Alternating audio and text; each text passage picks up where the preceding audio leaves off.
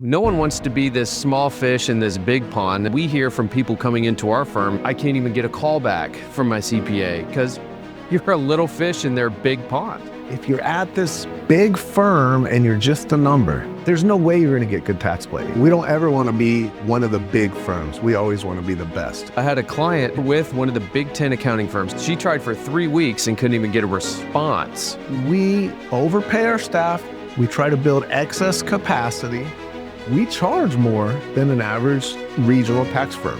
And that's why we do it, because we need to be able to provide better service. We are saving our clients so much money in taxes, truly life-changing money. Welcome to this episode of the Hidden Money Podcast. Today, Mike and I are going to just talk about how to be the big fish in a little pond. I think that's what we all want to be. No one wants to be this small fish in this big pond, and just what that means is just being lost, being a number to somebody. And that's why at our firm, we really tailor ourselves differently, not only with proactive tax planning, that's our bread and butter, but that client service. Client service is one of the biggest key points that we hear from people coming into our firm is, my CPA doesn't talk to me, or I can't even get a call back from my CPA because you're a little fish in their big pond. Yeah, here's an interesting story I've never shared with you. When I was graduating high school, I was offered a bunch of college scholarships to play football, right? I was offered some Division I scholarships, UGA, Tennessee, Alabama, Auburn, United States Air Force Academy. They actually gave me an athletic appointment. There's no way I could have gotten one with my grades with the Congress. Normally I have to get a congressional appointment. And I got a West Point appointment. And I went on a bunch of these trips. They call them official visits. They take you out there, and it's huge stadiums. But the fact is, I would have been a little fish in a big pond. I would have been lucky if I started my senior year, maybe my junior year. Not saying that's always the right reason to choose a school you went to, but I ended up going to Division I AA. I don't know what they call it now, but a smaller school, UT Chattanooga, on football scholarship, because I wanted to be a big fish in a big seat. I wanted to matter, and I wanted to play all the time. So yeah, it's very important. And it's funny enough, I had a client who, we service clients from any range on the income spectrum, but if you're really making like $300,000-500,000 and above, we can really help and ROI your situation. This person was making $3 million through their S corporation, and they had some tax planning they wanted to do, and they were with one of the big 10 accounting firms. So in accounting, we have a bunch of quote unquote big 4, now they're big 6, big 10. We have all these kind of big accounting firms where they have employees all over the world. They have big departments, and we don't ever want to be one of the big firms. We always want to be the best, and we are. That's right. But that's where this person ran into an issue, is because they're like, you're just making $3 million. So to them, they're like, I have clients making hundreds of millions of dollars, and I'm enacting a tax plan, or I'm enacting just accounting for them year round. That, like, I have one client, and this is who I'm focused on. So this person making $3 million, that's a pretty big fish for any practitioner out there who's not in one of these big accounting firms.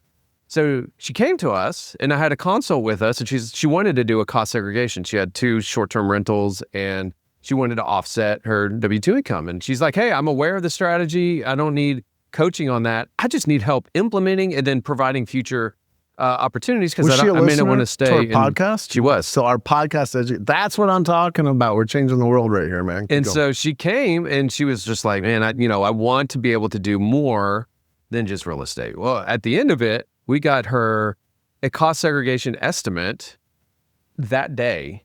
She tried for 3 weeks and couldn't even get a response from her tax person. And this was in February or March.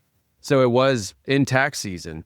But at the end of the consult, I was like, hey, before we even hang up, I'm going to introduce you to our engineer. He is quick, and he'll give you a no cost, no obligation estimate on your short-term rental. We'll give you an estimate of what the tax savings would be. And then you just thumbs it up or thumbs it down or whatever you want to do. But if you thumbs him up, he's going, and we'll have a report pretty quick. And so, yeah, our guy got her the engineering study estimate like probably that afternoon. So we did all of that. And it's not like it's complex work. It's just intentionality and client service. That's all it is. So let me get this straight. For 3 weeks, she was emailing, calling. her CPA, just asking about a cost seg, no response. She didn't even ask about like, hey, what is a cost seg? You know, she's like, I want to do a cost seg. Please get your guys on this. And she knew what she wanted. She didn't need coaching. She didn't need anything. Which She's is like, crazy because all those big firms have their own cost seg departments. We only recently got ours 2 years ago, right? Yeah. That's crazy. And so the whole idea of our firm is we want to take that they were a little fish in that big pond, but they're huge fish because if you're making $3 million, you're probably paying close to $700,000-800,000 in tax. Think of the ROI we could provide them just by servicing some very tried and true tax measures and tax savers to reduce that tax liability. That's what we live for. So want to be careful here. We're not saying if you're making less than $3 million a year at our firm, you're going to be a small fish. Actually, all our clients are all big fish. But the point we're trying to make is if you're at this big firm and you're just a number, they don't really care about you, you're not getting the service, there's no way you're going to get good tax planning. It's not even possible. They're too busy. They don't have enough time. And there's a different set of values and culture in these big firms. And I've been part of them. I started the biggest firm in the nation, PwC.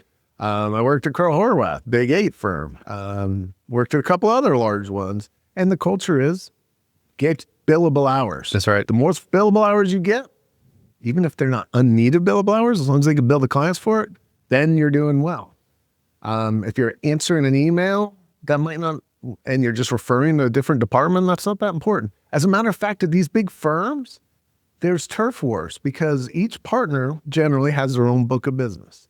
If you refer some of your clients to a different specialty area, you lose that revenue. It goes to that area, and now the partners get paid less who referred you away. It's ridiculous. The incentives are all messed up. Which leads me to think of another big fish, little pond story. Or little fish, big pond story. Sorry, we're getting this backwards. It's unbelievable. I love explaining and talking about this. Like you probably are tired of hearing me talk about it. But I got a tax consult last year who is a partner at one of the big 4 firms. One of the biggest 2 firms, actually. CPA firms. And at these big firms, they have their own group internal that prepares their tax returns, that supposedly provides them tax planning advice. This guy calls me and he's like, can I just show you my return? These guys, I'm paying too much in tax. I know it. I was listening to your podcast. What am I doing wrong? And we looked at it and there was a bunch of stuff that they had just missed. He had tried to go buy a tax credit when they were selling those a few years back. And it was a legitimate tax credit. The firm said, we don't do this. You can't take this. And it was a legitimate tax credit. The partners think they're getting the best service. Hey, they're the partners. They're the bosses of these people preparing the returns. They're at the big firm. Granted, this guy wasn't a tax partner. He was a different partner. But all that being said, the guy's making $1 million a year, sending it to the partner tax group, getting completely mutilated. That's crazy. And underserved. But when you're a partner of these big firms, you get a K-1 from every single state that has an income tax. So he was really concerned, didn't want to come to us because we're going to bill him for every state. And he still hasn't come, by the way.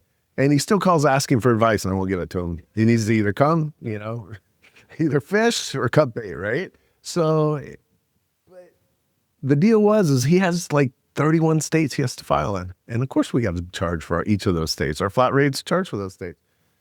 But that would have been like what? 15, 16 grand? Instead, he's still using them. And he's overpaying his taxes by a couple $100,000 each year.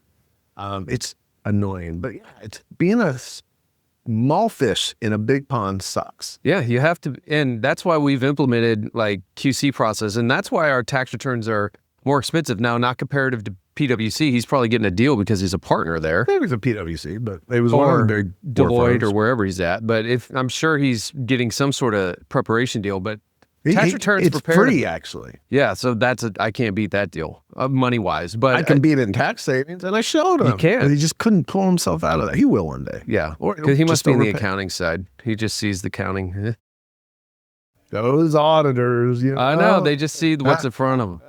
But yeah, we like that's why our tax returns and our client service is where it's at, is because we have a 24-hour email policy. If I hear of any of our staff getting bombarded from a client for 3 weeks with no response, that's going to be a huge issue. Yeah. That's going direct against our culture and what we're driving for, what Mike and I believe as owners of the company, what we believe people should be treated. Yeah. Now, there's always times that you can't get back to them in 24 hours, but we acknowledge, like if that first incident in my story that I was telling on the onset, if they said, hey, I want a cost seg and that guy or girl's busy that week, they could say, hey, I got your email. Yeah, we're going to do a cost seg. Let me call you Thursday. Let me call you Friday. You tie up that loose end and not just ignore it.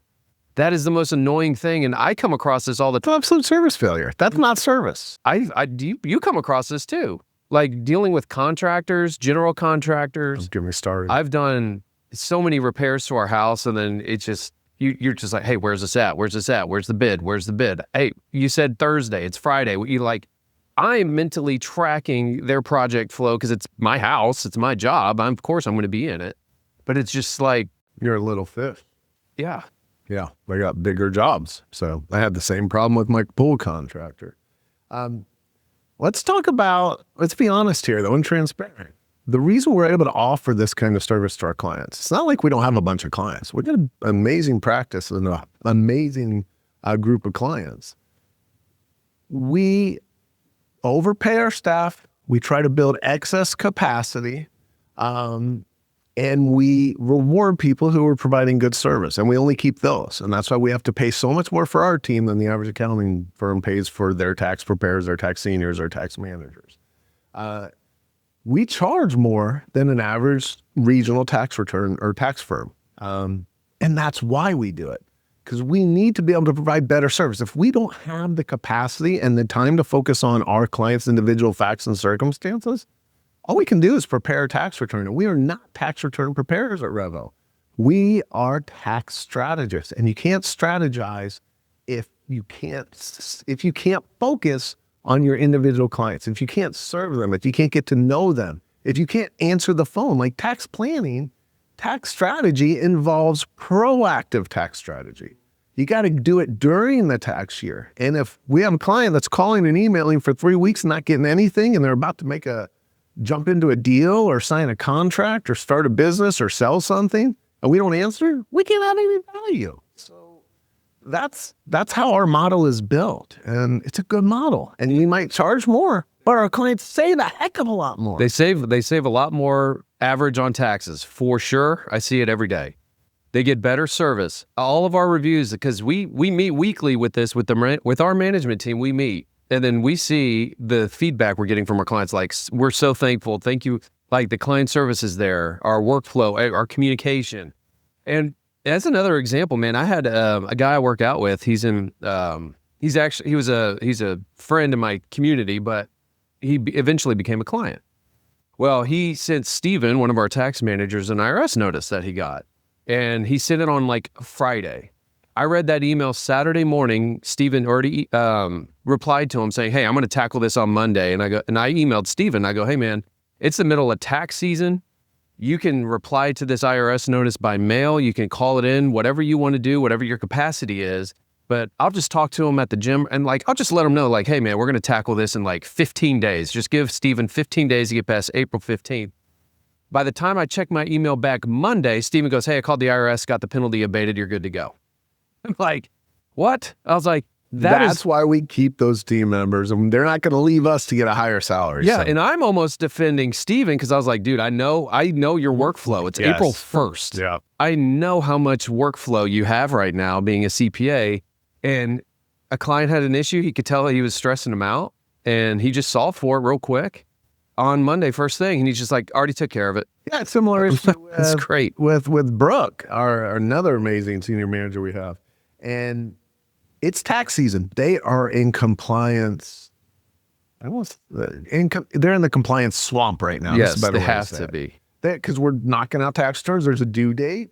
And we had a tax planning meeting with a new client. And she's going to be the manager on that account. And I flat out told her, look, you come in cold. I got this first strategy meeting. I'll do all the back work. And then we get to our management meeting. And she's like, well, I only spent about a half hour reviewing the details. And I said, I told you don't need to. She's like, but I can't go to a client meeting unprepared. We've gotten amazing. They are absolutely amazing. They are really nice. And that's why we pay them what we pay them, and we keep them. Like, we didn't lose any staff the past probably year and a half, unless it was from our end of some sort of reasoning on, Yeah. Or they didn't fit the culture. They didn't fit the culture, then yeah, we're not going to keep them. Even if they could prepare tax returns, we're not going to keep them if they don't fit our core beliefs and stuff. So we got a really good team, but it costs money. Like our health insurance, and if we're staying in the transparency lane, as a business owner, you already know where I'm going with this. Our health insurance went up 40% this past year. And so we're like, okay, where does that revenue have to come from? And so we're just trying to, on the back end. Let's be honest, we went and shopped other plans and tried to find other alternatives because we do have the best of the best in health insurance, which is important to us. We have a lot of young families in our firm. But we went and shopped a bunch of other ones, and we found some cheaper options, but the coverage sucked. Yeah. And we would have to change doctors. And I'm not going to pull what one of our previous presidents did and lie and say, if you want to keep your doctor, you can keep your doctor, and then they can't keep their doctor. And you and I agreed with that, so we kept the expensive plan. But that's the reason, like, we make business decisions not from cost. Cost always comes into account. Oh, yeah. As a business owner, if my costs increase 40% across the board, I'd be unwise to not look at other options. But at the end of the day, you have to weigh the options. Like, okay, if I switch plans, I could lose an employee or two, and I love my team too much.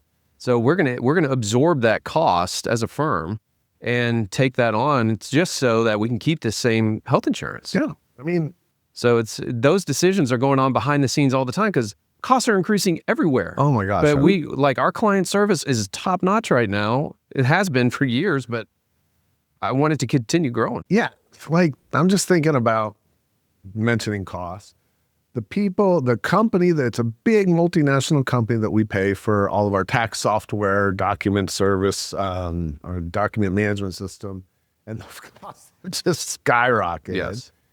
But we can't get those people to respond to us. Like our client service rep takes 2 months to get back to us. We pay them hundreds of thousands a year. Yes. And it's just, that's what the culture is. But you know what? Small fish. They're not getting the best health insurance. Those people aren't. They're not getting the best salaries. They jump from firm to firm to get a 2 or 3 or 5% raise. We can't do that. If we do that, if we try to ink out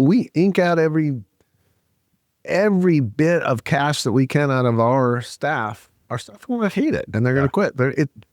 To be honest, it's a job for them. Some of them are buying into the vision, want to partner with us. Mm-hmm. Most of them, they still need to grow a little bit before they can even decide what they want to do for the rest of their lives. Hopefully they'll partner with us because all of our team members are incredible.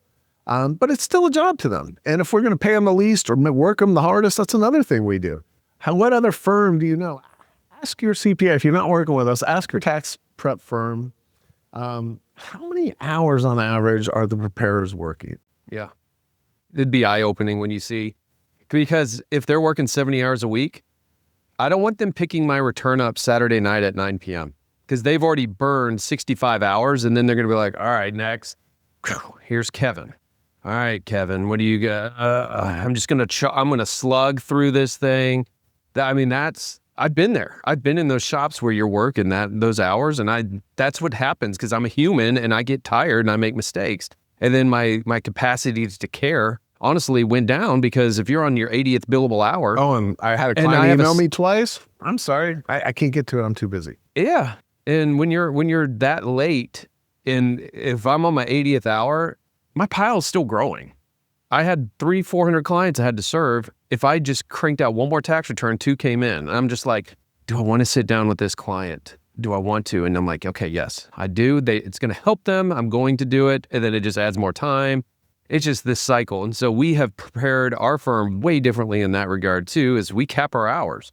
And then we say, hey, if you choose to go over these hours, you're going to get paid.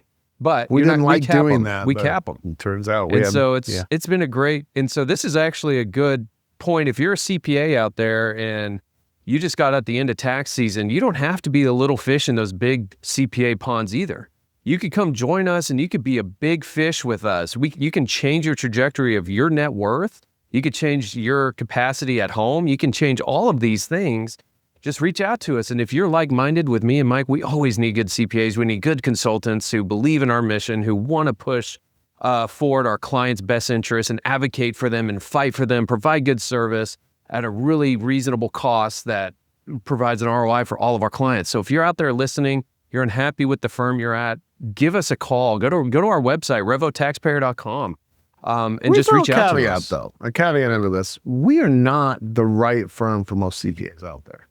We are the right firm for the CPAs who are out there thinking, we can do better than this for our clients. I'm being overworked, and if I had enough time to focus on this client, I could change their life. I could improve our service. I want to serve our clients. Those are the kind of people that we are the perfect fit for. And again, it's a great firm to work at. Let me tell a little backstory on this. I know you've heard this a million times. I'm sure you get really bored with it. I've heard all your stories a million times. It's fine. It has been a long time. I didn't hear that football story earlier. That was nice. This one I'm sure you've heard. So where this model came from is when I started at PricewaterhouseCoopers, everyone was overtaxed. And by the way, the reason people work 70 hours in CPA firms, that's the standard business model for tax or CPA firms. Most CPAs don't get overtime. So they just get their salary paid. The bosses, the firm, the company makes the most money on them when they're working overtime. They get twice as much because they bill by the hour. They get twice as much money when they work 80 hours than when they work 40 hours, but they still pay them the same. And I took a long time to understand why that was the case. But when I was at PwC, we had a 33% attrition the first year. 1 out of every 3 people quit. And we lost a lot of knowledge, a lot of skill set, a lot of client knowledge and skills just left the door. So what did they do? And here's why a lot quit. They wouldn't pay a senior in those days more than $62,000 a year. That was the cap, internal cap. But if they needed to hire you out of Deloitte or Ernst or somewhere else, they'd pay $68,000. And guess what? The people at Deloitte and Ernst, they weren't getting more than $62,000 either. But if they could hire someone from our firm, they get $68,000. So the people were leaving to save our firm $6,000 a year.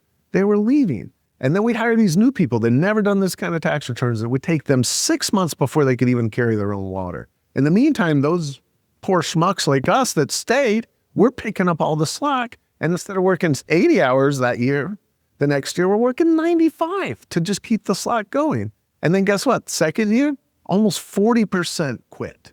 And I was one of the dumb schmucks still there. And again, same thing happened. It was over the same amount. And I thought, and I came up with this plan at that point, why don't you just pay your people more? And as a matter of fact, hire extra people that you don't really need so people don't have to work as hard and work as many hours. Because it's less money for you and the owner. Yeah, well, so I would go, and I had good relationships with the partners, or at least I thought so. Maybe all the partners didn't. But I'd go and talk to them and tell them this. And they'd smile at me and say, I understand, but it's a big bureaucracy here. It makes sense, but we can't do that. So then after that, I went to another firm just up the street from here, a regional firm. Same thing. And we had, it was a little lower attrition. It was closer to like 28, 30% each year over year. But the exact same model, working us to death, no overtime, people leaving. And I brought it to those partners. And they're like, you don't know how to run a business. So work here for another 10, 15 years, and then tell me you want to do that. So ultimately, I quit, started my own firm, and that's what we're going to do. Hire more people than we need, pay them better than anyone else is paying them. And I figured out why they wouldn't do it. Why no one else would do it. For 5 years. Because you were the lowest paid person. For 5 years, I didn't get paid. And then when I was getting paid, finally, I was the lowest paid person per hour. And it took us 8 years to build that up. But now we have that model and it's working. That's right. Yes. You persevered. You stood through that trial and you came out the other side. Part of the problem in the beginning was I was charging the same tax return preparation rates as tax preparers were charging, but I was offering tax planning and good tax strategy. And that money had to come from somewhere. I couldn't take it out of our team's salary, so I had to take it out of mine. And I had someone like you come and join and take a pay cut because you bought into the mission. It's good. Yes. And so it's a really cool testimony, and I'm excited to see kind of where we continue to go. We were just talking in the car. It's like, man, we're heading down the right road. We're heading in the direction. We know where we're going. We're confident together and united of where this firm needs to go. Now we just need more people to join us because there's always room for capacity. And man, there's so many underserved. Like that first client I talked to at the top of this podcast. They're $3 million is a huge income. But if you're one of those big firms, you're not scratching the surface of kind of their problems, right? So you don't have to be that. You can come and join us as a client or as a CPA. That you can change people's lives, and we're doing it all the time. And it's such a joy to be in this industry and to creatively come up with solutions on the tax side in this underserved market. It's severely underserved. So come be the big fish. We're a little pond now. We got like 17 employees, but our mission and our heart is big, and you can come join us. And we're changing people's lives for the better. We are saving our clients so much money in taxes. Truly life-changing money. It's awesome. It's our mission, our vocational mission, and we love it. So please consider it. You don't even have to be a CPA if you love tax, if you're good at tax, or if you're good at consulting and know tax. Give us a call, reach out, go to our website, revotaxpayer.com. Didn't realize this was going to be a recruiting video, but the fact is, it goes along with the whole theme of being a big fish in a small pond versus being a small fish in a big pond. That's right. So thank you for joining us on this episode. We'll see you next week.